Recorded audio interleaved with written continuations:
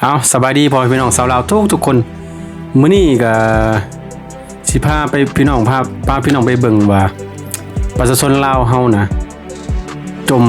เนาะเพิ่นได้กล้าออกมาเว้ากล้าออกมาวิพากษ์วิจารณ์ถนนหนทางบ้านเพิ่นเองว่าซั่นต่อไปเพิ่นว่า4-50 ปีแล้วถนนหนทางนี่ทางเข้าบ้านนี่นะยังคือเก่าเพิ่นว่าบ่มีเปลี่ยนแปลงเพิ่นว่าแล้วเพิ่นก็ว่าถ้าจักมื้อใดปีใดภาครัฐสิมาซ่อมแปลงให้สิมาสร้างให้ตั้งแต่น้อยจนใหญ่4-50 ปีหนทางยังคือเก่าบ่มีการเปลี่ยนแปลงเพิ่นว่าเพิ่นจมแนวนี้เนาะอันนี้แม่นประชาชนอยู่บ้านทางภาคใต้เนาะบ้านหยังข้าพเจ้าก็บ่ซักเนาะข้าพเจ้าพาไปเบิ่งเนาะเอาให้พวกไปชมนํกันไปเบิ่งนํกันว่ามันสิเป็นจังไดถนนหนทางบ้านเพิ่นเนาะเพิ่นฟังไปแล้วก็ไปฟังเพิ่นจมเนาะเอาฟังไปนํกันพี่น้องเปิดสุภูทุกคนสบายดีคนที่ติดตามจานเปิดเด้อทุกคนเด้อทุกคนจานเปิดสีผ้ามาเบิงถนนหนทางนี่ทุกคนนี่จานเปิดเสียเอาขึ้นให้เบิงอยู่ข้างเทิงกันเนาะทุกคนเนาะนี่คือหนทางอยู่บ้านล่วงโซนั่นก็คือบ้านข่อยเองบ้านล่วงโซเมืองมุ่นและประโมกแขวงจำปาสักเนาะทุกคนเนาะแต่ว่ามีผู้ใส่ Facebook เอื้อยข่อย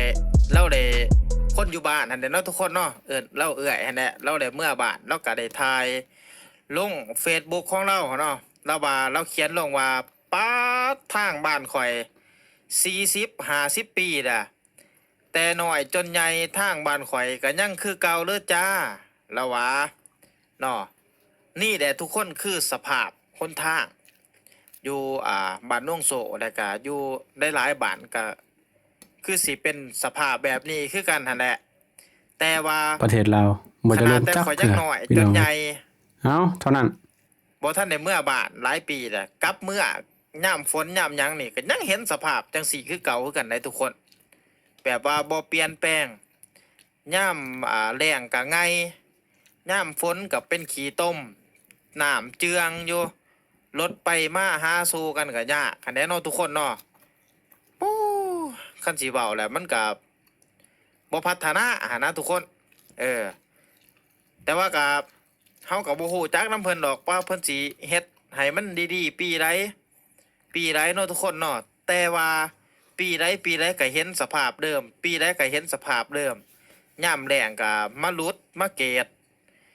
บัดนี้ยามฝนน่ะก็คือเก่าฝนตกแห้งก็รถไปมารถอีแตนไปก็ลมก็นี่คือเก่าเนาะทุกคนเนาะ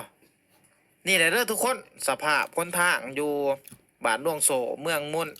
แขวงจำปาสักเด้อทุกคนเด้อนี่แหละสภาพหนทางหนาฝนคันว่าเอา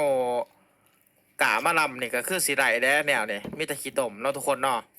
นี่เด้อทุกคนเด้อสภาพหนทางเด้อทุกคนสำหรับคลิปนี้จันเปิ้ลก็สิฝากกดไลค์กดแชร์เนาะสิจบไปเพียงซ้ำนี้แหละ